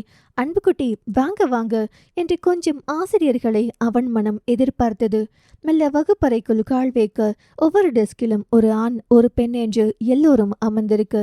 என்னடா எல்லாரும் ஃப்ரெண்ட்ஸ் வச்சிருக்காங்க எனக்கு என்று அடுத்தடுத்த 2 டெஸ்குகளில் ஒரு இடத்தில் ஒரு பெண் மட்டும் இருந்தாள். அன்பு அங்கே போய் அமரப்போக அவளோ, என் ஃப்ரெண்ட் இன்னைக்கு லீவ், நாளைக்கு வந்துடுவான், நீ வேறு டெஸ்க் பார்த்துக்கோ. முன்னாடி டெஸ்கில் யாரும் இல்லை. ஏனோ அவனுக்கு ஒரு மாதிரி இருந்தது. இந்த வகுப்பறை சுத்தமாக அவனுக்கு பிடிக்கவில்லை. அதைவிட பெண் ஆசிரியர்களுடன் பயின்றவனுக்கு முதல் முறையாக ஒரு ஆண் வகுப்பு ஆசிரியராக இருப்பது சுத்தமாக பிடிக்கவில்லை. என்னடா இது என்று வெறுப்போடு அங்கே அமர்ந்திருக்க, உங்களை எல்லாருக்கும் இன்ட்ரோ கொடுத்துடுங்க அன்பரசு என்று ஆசிரியர் சொன்னதும் அவன் தன்னை அறிமுகப்படுத்திவிட்டு குனிந்து அமர்ந்திருந்தான். இப்படியே இப்போதே ஓடிவிடலாமா என்று எல்லாம் அவன் மனம் யோசித்துக் கொண்டிருந்தது. கண் கூட கொஞ்சம் கலங்கியது. ஏனோ தனிமையாக இருப்பது போல் அவன் மனம் உணர, என் பேரன் எதற்காகவும் அழக்கூடாது என்ற தாத்தாவின் வார்த்தைகள் காதில் விழ தன்னை கட்டுப்படுத்தி கொண்டே குனிந்து அமர்ந்திருக்கும் போது ஹாய் என்று குரல். அதை கவனிக்கவில்லை. தனக்கு தெரிந்தவர்கள் யாரும் இங்கே இல்லை என்பதால் அவன் மீண்டும் குனிந்து ஏதோ யோசனையில் இருக்கும்போது அவன் முதுகில் தட்டி ஹாய் என்னும் போது நிமிர்ந்து பார்த்தான். அவன் விழிகள் விரிந்தது. தான் கராத்தே கிளாஸில் கண்ட பெண் என்று ஏற்கனவே அறிமுகமாகி இருந்ததால் நீயும் இந்த கிளாஸா? ம். இன்னைக்கு நான் கொஞ்சம் லேட். பின்னாடி இருந்தவனும், சோஃபி இங்க வரலையா நீ? இல்ல, நான் அன்புக்கு கம்பெனி கொடுக்கறேன் என்று அவன் அருகில் அமர்ந்தாள் அவள். உனக்கு அந்த ஏஞ்சல் உன் கிளாஸில் இருக்கும் என்று தன் அக்காவின் வார்த்தைகள் காதுகளில் ஒலிக்க அவன் கொஞ்சம் நிமிர்ந்து அவளை பார்த்தான். அவளின் உடம்பை யூனிஃபார்ம் மூடியிருந்தது. முகத்தை கண்கள் மட்டும் தெரியும் அளவுக்கு விட்டுவிட்டு மாஸ்க் அணிந்திருந்தாள் அவள். அந்த கண்கள் மட்டுமே அவனுக்கு பரிச்சயம். மற்றபடி அவளை பற்றி அவனுக்கு எதுவும் தெரியவில்லை. ஆனால் அந்த கண்களில் ஒரு கூர்மை இருந்தது. அது எதிரே இருப்பவர்களின் மனதை படிக்கும் ஒரு ஆளுமை திறன் கொண்டிருந்தது. இந்த மாதிரி கூர்மையான கண்களை அவன் தன் அண்ணாமலை தாத்தாவிடம், அதற்கடுத்து தன் அப்பாவிடம் மட்டுமே பார்த்திருக்கிறான். இன்று அவளிடம், அன்பு ஏன் மூஞ்சியை மூடியிருக்க? கோல்டு பிடிச்சிருக்க உனக்கு? நான் முஸ்லிம் பெண். ஓ, பெண்களில் முஸ்லிம் பெண் என்று தனியா இருக்காங்களா? என் அக்கா என்ன, என் அம்மா என்ன? அவள் அவனை ஆராய்ச்சி பார்வையை பார்த்தாள். அவனுக்கு மதம் பற்றி தெரியவில்லை. ஏனோ அந்த குழந்தைத்தனமான உண்மை அவளுக்கு அவனிடத்தில் பிடித்திருந்தது. அவனோ, உன்னோட கண்ணு ரொம்ப அழகா இருக்கு சோஃபி. அவன் உண்மையாகவே சொன்னான். அவள் சிரிக்கிறாள் என்று அவள் கண்கள் சுருங்கி விரிந்ததில் தெரிந்தது. ஏனோ அதன் பின் அந்த வகுப்பறை பிடித்து போக அந்த ஆண் ஆசிரியரின் கற்பித்தல் கூட அவனுக்கு பிடித்தது. கோயம்புத்தூர் பிரபல ஜவுளி கடையில் அங்கே ஆதினியும் தீரனும் அமர்ந்திருந்தார்கள். இருவரும் அருகருகே அமர்ந்திருந்தார்கள். ஆனால் எதுவும் பேசவில்லை. தீரன், உனக்கு என்ன கலர் வேணும் ஆதினி? எல்லோரும் வரட்டுங்க மாமா. மாமா என்ற வார்த்தை கேட்டதும் வெளியில் மகிழ் வந்து போனாள். அவனால் அதன் பின் இயல்பாக இருக்க முடியவில்லை. எழுந்து நடக்க ஆரம்பித்தான். வலிக்குது, ஆனால் வலிக்குது என்று யாரிடமும் சொல்ல முடியாது. கத்தி அழனும் போல இருக்குது, ஆனால் இப்போது அழ முடியாது. அதை கண்ட்ரோல் பண்ண அவன் பட்ட பாடு அவனை அறிவான். அப்போதுதான் விஜயா தன் மகன் மருமகளுடன் கணவரை அழைத்து கொண்டு கடைக்குள் வர, தண்டபாணி, விஜயா கண்ட தண்ணியை குடிச்சிடாத. உனக்கு வீட்டிலிருந்து சுடு தண்ணி கொண்டு வந்திருக்கேன். அதை என் தோளில் சுமந்துட்டு இருக்கீங்க. என்கிட்ட கொடுங்க, நான் வச்சுக்கிறேன். அதெல்லாம் நான் பார்த்துப்பேன். நீ முதல்ல பார்த்து கால்வே. டைல்ஸ் எங்கேயும் வலிக்கு விழுந்துடாத. ரவி, நான் அம்மா கையை பிடிச்சிக்கிறேனுங்கப்பா, நீங்க பார்த்து வாங்க என்றவன் ஒரு கையால் அம்மாவையும் மறு கையால் மனைவியையும் பிடித்து கொண்டான். தண்டபாணி மகனின் செய்கை கண்டு புன்னகைக்க அவருக்கு நீண்ட நாள் கழித்து நடக்கும் நல்ல விஷயங்களை நினைத்து சந்தோஷம் தாங்க முடியவில்லை. மிருது, மாமா கால் வலிக்குது, நான் தூக்கிக்கவா? வேணாம், எல்லாரும் இருக்காங்க என்றாள். ஆதிரை மகள் சத்தம் கேட்டு திரும்ப தங்களை காணவில்லை. அவள் தங்களுக்கு நேரெதிரில் அவள் பேசிக்கொண்டிருந்தாள். அவள் உலகத்தில் நிலவனை தவிர யாருமே தெரியவில்லை. ஏனோ கண்ணாடியில் தன்னை பார்ப்பது போல் இருந்தது அவள் செய்கையை பார்த்து. மிருதுலா நிலவன் கைப்பிடித்து சந்தோஷமாய், மாமா எனக்கு விதவிதமா வாங்கித்தாங்க. எல்லாம் வேற வேற கலர்ல இருக்கணும். உனக்கு வேணும்னா சொல்லு, நான் அந்த கடையே வாங்கி தரேன். அதெல்லாம் வேணாம் மாமா என்று அவன் முகம் பார்த்து பேசி வரும் மகளை பார்த்த ஆதிரைக்கு ஏதோ சொல்ல முடியாத ஒரு சந்தோஷம் தன் கண்ணை பட்டுவிடுமோ என்ற பயத்தில் பார்வையை வேறு புறம் திருப்பிக் கொண்டாள். மருமகளின் முகத்தில் சந்தோஷம் வர திரும்பி பார்க்கும் போது அங்கே மிருதுவின் செய்கை கண்டு விஜயாவும் புன்னகைத்து கொண்டார். நந்தினி அதியுடன் பேசிக்கொண்டு முன்னாடி வர எதேச்சாக நிமிர்ந்து பார்க்க ஆதினி புடவையில் அமர்ந்து செல்போனை நோண்டிக்கொண்டிருக்க தீரன் தூரமாய் நடந்து கொண்டிருப்பதை கண்டார்கள். அவளை ஏனோ சேலையில் பெற்றவர்கள் பார்த்து ஒருவரை ஒருவர் பார்த்து கொண்டார்கள். ஆதினி அவ்வளோ அழகாய் இருந்தாள். டைல்ஸ் போட்ட படிக்கட்டுகள் அங்கே இருக்க அருணாச்சலம் வேகமாய் தன் மனைவியின் கைப்பிடித்து கொண்டு, உனக்கு என்ன வேணுமோ வாங்கிக்கோமா, எனக்கு எதுக்குங்க சேலை நகன்னு அவ்வளோ கிடக்கு. இப்போல்லாம் நீ கடைக்கு வரவே மாட்டேங்கிறம்மா. உனக்கு என்ன வேணும்னு சொல்லு, நான் வாங்கி தரேன். அந்த காலத்தில் என் மாமியார் கொடுத்த நகைகள் எல்லாம் அவங்களே ஆள் வச்சு செஞ்சது. அதையே இந்த காலத்தில் கொஞ்சம் மாடல் பண்ணி வச்சிருக்காங்க. மற்றபடி என்கிட்ட இருக்கிறது தான் ரொம்ப அழகு. ஏதாச்சும் கேளுமா என்கிட்ட, நீ ஒன்றுமே கேட்க மாட்டேங்கிற. போகும்போது கொஞ்சம் பூ வாங்கித்தாங்க, நாளைக்கு கோவிலுக்கு போகிறப்ப வச்சுக்கிறேன். அதான் தினமும் வாங்கிட்டு வரேனே. சேலை ஏதாச்சும் கேளு, நம்ம 2 பேரும் மட்டும் வண்டியில் போகலாம்.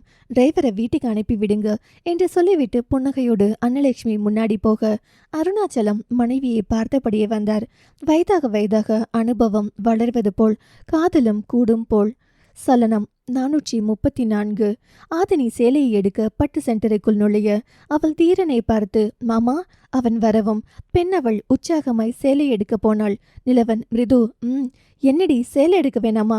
மாமா முதல்ல ஆதினி எடுக்கட்டும். ஏன் அங்க பாருங்க. அவன் திரும்பி பார்க்க ஆதினி சேலை பார்த்து கொண்டிருந்தாள். எனக்கு தெரிஞ்சு அழுது வடிஞ்சு எப்ப பார்த்தாலும் மூஞ்சியை தூக்கி கொண்டே உம்முன்னு வச்சிருக்கிற ஆதினி இன்னைக்கு தான் சிரிச்சு நான் பார்க்குறேன். அதுக்கு என்ன இப்போ?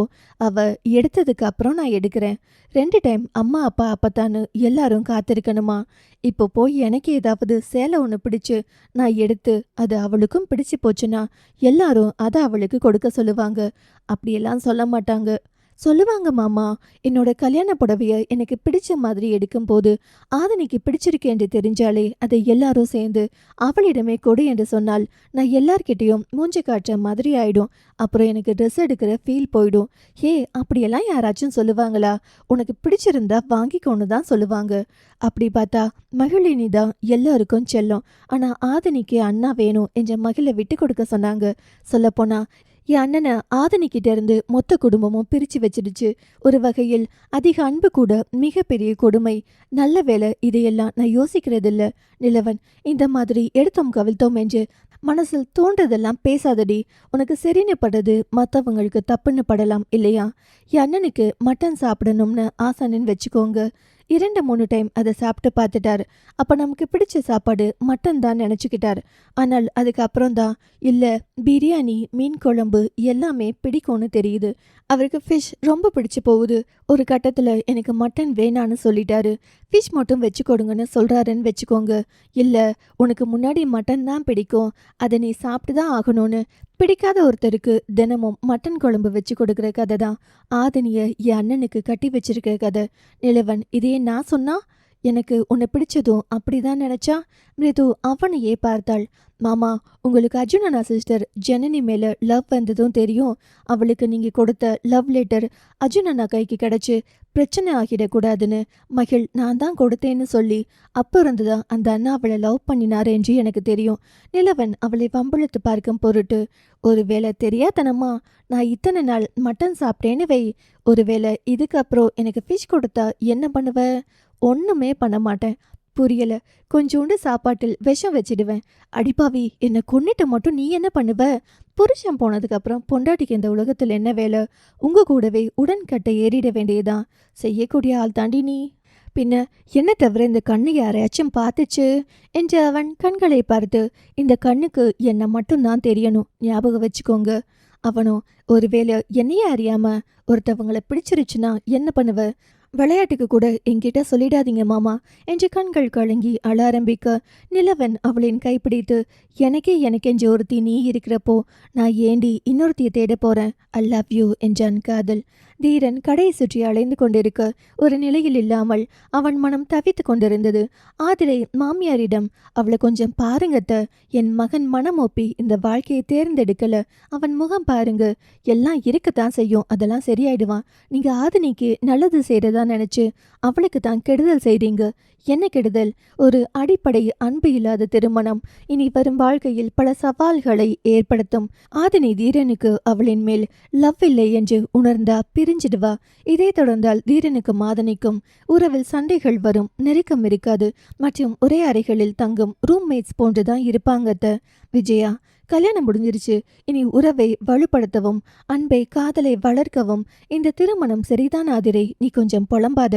அப்போது அங்கே ஆதினியின் சேலையை அவள் ஆசையாக எடுக்க, அண்ணம் உனக்கு சேலை ரொம்ப பிடிக்குமாடா? ஆதினி அதே புன்னகையுடன் திரும்பி, சேலை பிடிக்குமா பிடிக்காதான்னு தெரியலங்க அப்பதா. ஆனா எனக்குன்னு முதலாய் என் வாழ்க்கையில் நடக்கும் சந்தோஷமான நிகழ்வு ஒரு பக்கம், அதுவும் இத்தனை பேர் எனக்கு சேலை செலக்ட் பண்ற விஷயம், இந்த மாதிரி ஒரு அனுபவத்தை இன்னைக்கு தான் நான் ஃபீல் பண்றேன். அதுதான் எனக்கு ஹாப்பியா இருக்கு. விஜயா பேத்தியின் அருகே வந்து அமர்ந்து கைப்பிடித்து கொண்டார். அவள் சொல்லும் வரை எங்கேயோ கவனித்து கொண்டிருந்த தீரன் அவளின் வார்த்தைகளை கேட்டு ஒரு மாதிரி வலித்தது அவனுக்கு. அவள் சொல்லி முடிக்கும் போது சந்தோஷத்தில் அவளின் கண்கள் கலங்கி இருந்தது. நிலவன் மிருதுவின் பின்னால் சுற்ற ஆதிரை தவிர அனைவரும் அவளை சுற்றி அமர்ந்தனர். அப்போது அங்கே சேலை விரித்து காட்டிக் கொண்டிருந்த பெண்மணி அவளின் முகத்தில் ஆனந்த கண்ணீர் பார்த்து அவருக்கு அவளிடம் பேச வேண்டும் என்று தோன்றவும், கண்ணு உஞ்ச மாப்பிள்ளை யாரு? அவள் தீரனை காட்ட, ஜோடி பொருத்தம் ரொம்ப நல்லா இருக்கு, நன்றிமா என்றாள். அந்த வயதான பெண்மணியோ சேலையை காட்டிக்கொண்டே, காதல் கல்யாணமா வீட்டில் பார்த்த கல்யாணமா? ரெண்டும் இல்ல, பின்ன விஜயா, அது எப்படியோ முடிஞ்சிருச்சு, இன்னாருக்கு இன்னார் என்று கடவுள் சொன்னது போல அமைஞ்சிருச்சு. ஓ, ஜாடி கேச்ச முடின்னு சொல்லுவாங்க ஆதினி, அது சும்மா வெறும் டைலாக். அப்படியெல்லாம் இல்ல கண்ணு. ஒரு குழந்தை வயிற்றில் உருவாகும் போதே கடவுளிடம் கேட்குமாம், எனக்கு இந்த அப்பா அம்மா தான் வேண்டும், இந்த கணவன் தான் வேண்டும் என்று. ஒரு குழந்தை வேண்டி கேட்கும். பெற்றவர்கள் தான் உன் தாய் தந்தை. நம்மை படைத்தவன் உனக்கேற்ற துணியை எப்படியோ சரியான நேரத்தில் சேர்த்துடுவார். அதான் இந்த தம்பியை சேர்த்துட்டாரு போல. ஏனோ அந்த பெண்மணியின் வார்த்தை எல்லோருக்கும் சந்தோஷமாக இருந்தது. அவர், உங்க பேரு என்னங்க அம்மணி? ஆதினி. நல்ல பேரு கண்ணு. தப்பா நினைச்சுக்கலனா ஒரு கேள்வி கேட்கட்டுமா? கேளுங்க பாட்டி. எதுக்கு கல்யாணம் பண்ணணும்? நமக்குன்னு ஒரு வாழ்க்கை வாழணும். அதுக்காக. அதான் ஏன் எல்லாரும் சொல்லுவாங்க, கல்யாணம் பண்ணினா எனக்குன்னு ஒரு குடும்பம், எனக்குன்னு ஒரு வாழ்க்கை, எனக்கு பிடிச்ச மாதிரி வாழலாம் என்று. அதற்கு தான் எல்லோரும் சொல்ற ஒரே வாக்கியம், நமக்கு பிடிச்ச வாழ்க்கைய திருமணம் பூர்த்தி செய்யும் என்று. அதற்காக திருமணம் செய்கிறாயா? நான் உனக்கு ஒன்று சொல்லவா? சொல்லுங்க பாட்டி. அவர் அங்கே ஒரு அழகான பெட்டியை வைத்தார். எட்டி பார்க்கவே மிகவும் அழகாய் இருந்தது.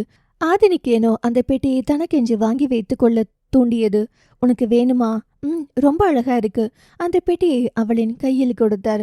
அவள் வாங்கி பார்க்க ஏனோ அது ரொம்ப அழகாக இருந்தது. ஆசையில் அவள் அதை திறந்து பார்க்கும் போது அங்கே எதுவும் இல்லை. அவள் முகம் ஒரு மாதிரி ஆகிவிட்டது. என்ன மணி, வெறும் பெட்டியை கொடுத்ததும் மனசு ஒரு மாதிரி ஆயிடுச்சா? ஆமாங்க பாட்டி, இது மாதிரிதான். இவ்வளவு அழகாக ஜொலித்த ஒரு பெட்டியை பார்க்கும்போது உன் மனசு எவ்வளவு ஆசைப்பட்டுச்சோ அதே மாதிரி தான் கல்யாணமும். கல்யாணம் செய்துக்கிட்டா ரொம்ப நல்லா இருக்கும் வாழ்க்கை என்று நம்ம ஒரு கற்பனை வளர்த்து கொள்வோம். திருமணத்திற்கு ஆசையாய் தயாராவது மட்டும் வாழ்க்கை இல்ல. பொன் பொருள் என நீ விரும்புகிற அனைத்து விஷயங்களும் நிறைந்த ஒரு அழகான பெட்டி போன்றதுதான் திருமண வாழ்க்கை என்று எல்லோரும் சொல்ற ஒரு வார்த்தையை நம்பி நீ இப்போ கல்யாணம் பண்ற. திருமணம் கூட ஆரம்பத்தில் இந்த வெற்றி போன்றுதான். அதில் எதையும் வெளியெடுப்பதற்கு முன் நம்ம அதில் எதையாவது உள்ளே வைக்க வேண்டும். புரியலைங்க பாட்டி. வெற்றி பெட்டி போல் இருக்கும் திருமண வாழ்க்கையில் அன்பு என்னும் ஒரு நகையை சிறு சேமிப்பு போல் சிறுக சிறுக சேர்த்து கொண்டே இருக்க வேண்டும். அதை உள்ளே வைக்க வேண்டும். அது எடுக்க எடுக்க பழகி பெருகும். செல்வம் போல் பெருக வேண்டும். அதில் அன்பை கொட்டணும். அன்பை கொட்டும் போது காதலும் கூட வேண்டும். ஒரு பெட்டிக்குள் எப்படி உங்கள் பொருள் நகையெல்லாம் சேர்க்க உங்களின் பொருளாதாரம் சேருமோ அதே போல் வாழ்க்கை என்னும் வெற்றி பெட்டிக்குள் அன்பை ஊற்றி காதலை வளர்த்து பொறுமையை கடைபிடித்தாள் காதல் இல்லா திருமணம் கூட காதலில் முடியும். ஏனோ அந்த வயதான பெண்மணியின் வார்த்தை ஆதினிக்கு அவசியமானது, கூடவே அது தீரனுக்கும் கூட தேவையானது என்பதால் அவர்கள் அந்த பெண்மணி பேச அனைவரும் கேட்டார்கள். சலனம் 435. சேலை கடையின் வெள்ளை விளக்குகள் ஒளிர ஆதினி தனக்கான சேலையை எடுத்து தன்மேல் போட்டு காட்ட அன்னமும் விஜயாவும் புன்னகைத்தபடி, எந்த சேலையை நீ கட்டினாலும் உனக்கு நல்லா இருக்கு, உன்னாலதான் சேலைக்கே அழகு. அவள் ஒரு பக்கம் சேலையை பார்க்க நந்தினி அங்கே தனியாக சேலையை பார்த்து கொண்டிருந்தாள். அது யாருக்கு?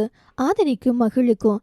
அது மகளுக்கு நாளைக்கு எடுத்துக்கலாம். நந்தினி, ஏன் பாப்பா கூட்டிட்டு வந்து எடுத்து கொடுக்கலாம். இப்ப கூட ஆதினிக்கென்றே புடவை எடுக்க வந்து நீ மகளுக்கு எடுத்தா அவ அதுக்கும் வருத்தப்படுவாளோன்னு தோணுது.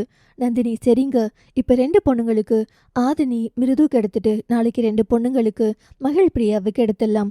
அவன் தலையை ஆட்டினான். விஜயா தீரனிடம், இந்த நிமிஷத்திலிருந்து உனக்கான நாள் ஸ்டார்ட் ஆகுது தீரா.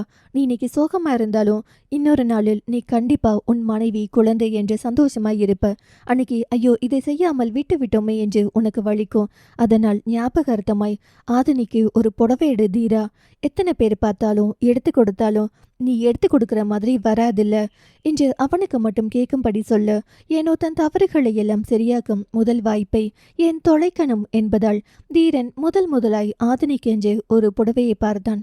பச்சையும் சிகப்பு பார்டரும் கலந்த பட்டு புடவையை அவளுக்கென்று எடுத்து கையில் வைத்து கொண்டிருக்கும் பொழுது கல்யாண புடவை எடுத்து ஆதினி தன்மேல் போட்டு காட்ட எல்லாரும் நல்லா இருக்கு என்று சொன்னபோது அவள் பார்வை தீரனிடம் நின்றது. அவன் அவளை பார்த்தான். ஆனால் அவன் பார்வையில் பிடித்தம் தெரியவில்லை. அத்தனை பேர் நல்லா இருக்கு என்று சொல்லியும் கூட அவள் எடுக்காமல் இருக்க, ஏனோ இந்த முறை அவளுக்கு எது நல்லா இருக்கும் என்று அவன் விழிகளும் அவள் எடுக்கும் புடவையில் கொஞ்சம் கவனம் பதித்தது. முடிவில் வெங்காய நிறத்தில் சேலையை எடுத்தாள். அதை மேலே போட்டு பார்த்ததும் அவன் கண்கள் அதை உச்சி பார்க்க அதிலே அவளுக்கு புரிந்தது அவனுக்கு பிடித்திருக்கிறது என்று. வேகமாய், அம்மாச்சி, எனக்கு இந்த இந்த சேலை ரொம்ப பிடிச்சிருக்கு என்று எடுத்துக்கொண்டாள். எத்தனை பேர் என்ன சொன்னாலும் தன் பார்வைக்கு அவள் கொடுக்கும் மதிப்பை உணர்ந்து, இந்த பெண்ணுக்கு நான் இன்று வரை ஒன்றும் செய்யவில்லையே, அப்படியிருந்தும் நம்பி வாழ்க்கைக்குள் வருகிறாள், இனிமேல் நான் இவளுக்கு என்ன செய்ய போகிறேன் என்பது மட்டும் அவன் மனதில் மிகப்பெரிய கேள்வியாக இருந்தது. ஆதினிக்கு ஆடை எடுத்து முடிக்க அண்ணம் அங்கே எல்லா பக்கமும் ஆடைகளில் கவனம் பதித்து கொண்டிருந்த மிருதுவை, மிருது இங்க வா, மிருது அம்மாச்சி நீங்க எல்லாம் போய் அண்ணாவுக்கு எடுங்க, நான் எனக்கான சேலையை செலக்ட் பண்ணி வைக்கிறேன், அதுக்கப்புறம் நீங்க வந்ததும் அதை ஓகே மட்டும் பண்ற மாதிரி பண்ணிடலாம் என்று சொன்னதும் அவர்கள் அடுத்து தீரனுக்கு ஆடை எடுக்க போனார்கள்.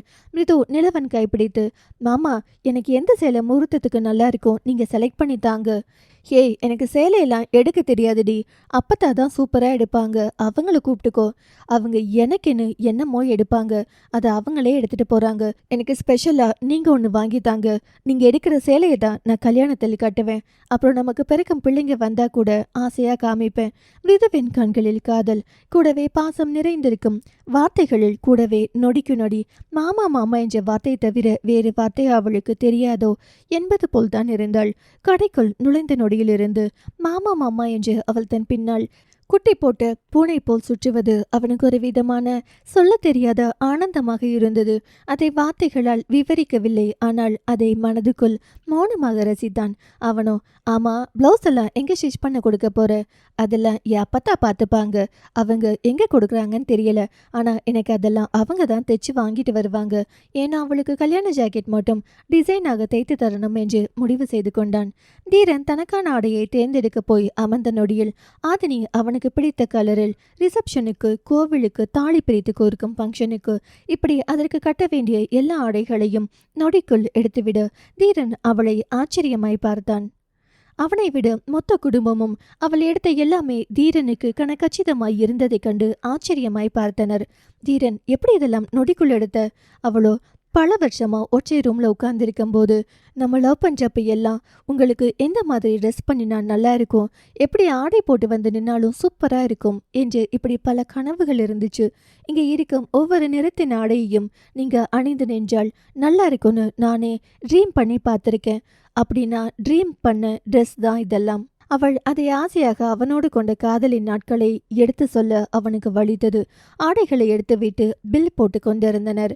நிலவன் கத்திரிப்பூ கலர் போட்ட சேலை ஒன்றை எடுத்து, பாப்பு மாமா என் பேரு மிருது. அவனோ, சாரிடி, பொண்டாட்டி பேரை மறக்கிற அளவுக்கு இருக்கீங்க, சாரிடி, இந்த கலர் உனக்கு செமையா இருக்கும்டி. அவள் அதை விரித்து பார்க்காமல் வாங்கி வைத்து கொண்டாள். ஏ உன் மேல போட்டு காட்டிடி, இது உனக்கு நல்லா இருக்கா இல்லையான்னு பாக்குறேன். மாமா முதலா எடுத்து கொடுக்குறீங்க, அதான் ஸ்பெஷலா வச்சிருக்கேன், அதாண்டி உன் மேல வச்சு காட்டு, எப்படி இருக்குன்னு பார்க்கலாம், நல்லா இல்லாவிட்டால் மாற்றி விடலாம். அதெல்லாம் நல்லா இருக்கும், நான் வீட்டில் கட்டி உங்க முன்னாடி மட்டும்தான் காட்டுவேன், நீங்க தான் ஃபர்ஸ்ட் பார்த்துட்டு சொல்லணும், அப்புறம் தான் மற்றவங்க கிட்ட காட்டுவேன். ஏன்டி இப்படி பைத்தியம் மாதிரி இருக்க? அதெல்லாம் உங்களுக்கு புரியாது மாமா. மிது, நீ என்னை இவ்வளவு லவ் பண்றப்போ எனக்கு கில்ட்டா இருக்கு. ஏன், நான் அந்த அளவுக்கு உன்கிட்ட லவ்வோட இல்லை என்பதால். யார் லவ் பண்ணா என்ன மாமா, எனக்கு நீங்க கூட இருந்தா போதும், நான் காட்டிக்கிறேன் லவ். இந்த நேரத்துல அவ்வளோ சந்தோஷமா இருக்கு என்றான் கையை விரித்து. அவளும் எதற்கு என்றாள் ஆச்சரியமாக. என்ன ஒருத்தி இப்படி லவ் பண்றாளே என்று நினைக்கும் போது ஆதினி தீரன் இருவருக்கும் ட்ரெஸ் எடுத்துவிட்டு அனைவரும் கீழே வர அங்கே மிருதுலா அவளுக்கானதை எடுத்து வைத்திருந்தாள். ஆதினி அவளின் சேலைகளை எல்லாம் பார்த்துவிட்டு வியந்து விட்டாள். அங்கே மிருது ஒவ்வொன்றையும் பார்த்து பார்த்து எடுத்திருந்தாள். எல்லாம் அவ்வளவு நன்றாக இருந்தது. ஏனோ தீரனின் கோட் ஒன்று கத்திரிப்பூ கலரில் இருக்க அதற்கு பொருத்தமாக தன்னிடம் சேலை இல்லை. அவள் கையில் வைத்திருக்கும் சேலை ஒன்று நன்றாக இருப்பதை கண்ட ஆதினி, மிருது அவள் பார்க்க, சேலையெல்லாம் உனக்கானதை செலக்ட் பண்ணிட்டியா? இல்ல, நான் செலக்ட் பண்ணி வச்சிருக்கிறது தான், எல்லாரும் பார்த்து சொன்னா ஓகே. விஜயா, இத்தனையுமே வாடி, நிச்சய சேலை, கல்யாண சேலை, விருந்து சேலை என்று எடுத்து வச்சிருக்கேன். அம்மாச்சி உங்களுக்கெல்லாம் எந்த கலர் பிடிச்சிருக்குன்னு சொல்லுங்க, எல்லாமே நல்லா இருக்குடி. எதை வாங்க போற, எதை வைக்க போற? உங்க சைடு இருந்து வாங்கி தரத நீங்க வாங்கி தாங்க, அம்மாச்சி சைடு வாங்கி தரத அவங்க வாங்கி தரட்டும், மிச்சத்தை என்ற புருஷன் வாங்கி தருவார். ஆதிரைக்கு ஆச்சரியம் தாங்க முடியவில்லை. தனக்கு இது வேண்டும் என்று கூட வாய்விட்டு கேட்காத என் மகள் தனக்கான அத்தனையும் எப்படி எப்படி கேட்டு வாங்கி கொள்கிறாள் என்று ஆதினி மிருதுவிடம். மிருது அவள் திரும்ப அந்த கத்திரிப்பூ சேலைய சேலைய எனக்கு கொடுக்கறியா? தீரன் மாமா கோட்டு ஒன்று அதுக்கு மேட்சா இருக்கு. அண்ணாவின் அந்த கோட்டை எடுத்துக்காட்டு. இங்க அதுக்கு மேட்சான சேலை நீ வாங்கிக்கோ ஆதினி. இனி போய் தேடி எடுக்கணும். அவளின் சேலை பக்கா மேட்சாக இருக்கவும். ஏன் உனக்கு அது வேணுமா?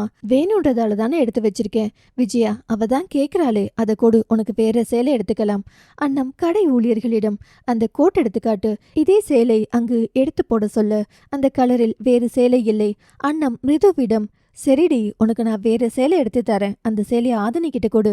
அம்மாச்சி, இது முதலா எனக்கு நிலவன் மாமா வாங்கி கொடுத்தது. நான் உங்க யார்கிட்டையும் கூட விரிச்சு காட்டாம பத்திரமா வச்சிருக்கேன். எனக்கு பிடிச்சதால தானே வச்சிருக்கேன். அதை எப்படி நீங்க கொடுன்னு கேக்குறீங்க? நீங்க கொடுன்னு சொன்னா கொடுக்கறதுக்கு நான் ஒன்றும் மகிழ் கிடையாது. அவளுக்கு பிடிச்சிருந்தா கூட அது உங்களுக்கு விஷயமா இருக்காது. உண்மையாகவே அந்த வார்த்தை அன்னத்தின் மனதையும் குத்தியது.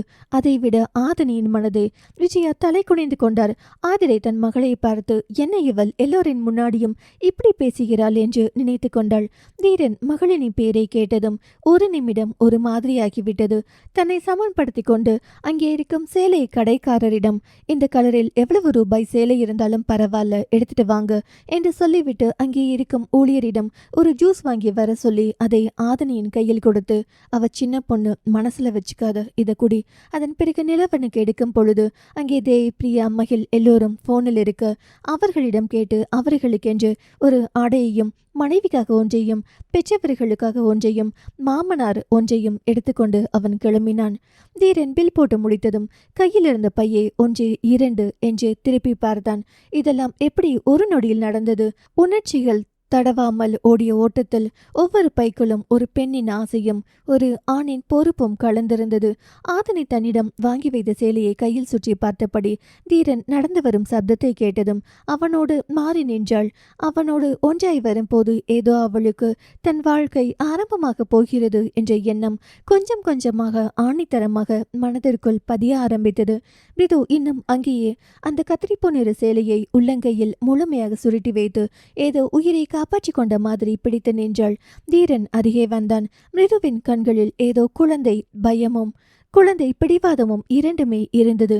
மிருது அவன் மெதுவாக கூப்பிட அவள் பார்வையை மட்டும் திருப்பினாள். ஆனால் கையில் இருந்த சேலையை பிடி தளரவில்லை. ஏ, அது உனக்கு பிடிச்சதுன்னு எனக்கு தெரியும். ஆனா ஆதினிக்கு அது ரொம்ப இஷ்டமான நிறம், அதான் கேட்டுட்டா. ஆதினி, மிருது, உன்னை கஷ்டப்படுத்தி இந்த புடவையை நான் வாங்க மாட்டேன், சாரி. அந்த நேரம் நிலவனும் அதே நேரத்தில் புடவை எடுத்து வந்து அவளிடம் கொடுக்க ஆதினி விழி விரித்து அவனை பார்த்து, ரொம்ப நன்றிடா. நிலவன் புன்னகைக்கும் போது நந்தினி அவளின் அருகே வந்து தான் எடுத்த புடவையை கொடுக்க உண்மையாகவே ஆதினி அழுதுவிட்டாள். பெற்றோர்களிடமிருந்து வாங்கும் முதல் சேலை. அவள் சேலைக்காக அழவில்லை. பெற்ற தாய் முதலாய் தனக்கு செய்யும் முதல் சந்தோஷமான ஒரு செயல் என்பதுதான். அதை நினைத்து அவள் கண் கலங்கியது. நந்தினிக்கும் வலித்தது. ஆனால் இயல்பாய் நெருங்க முடியவில்லை. ஏதோ ஒன்று தடுத்தது. ஆதினி தனக்கு வரும் கண்ணீரை தடுக்க தெரியாமல் நந்தினியை கட்டிக்கொள்ள நந்தினியின் கைகள் அவள் தலையை வருடியது. தாயின் முதல் தொடுகையை உணர்ந்த நொடி அவளுக்கு உடலெல்லாம் சில்லிட்டது. அந்த தருணத்தை அனைவரும் எதிர்பார்த்து இருப்பார்கள் போல. அது பார்க்கவே கண்களுக்கு விருந்தாக இருந்தது. அண்ணன் தன் கனவு நினைவானது போல் மிகவும் மகிழ்ச்சியாக இருந்தார்.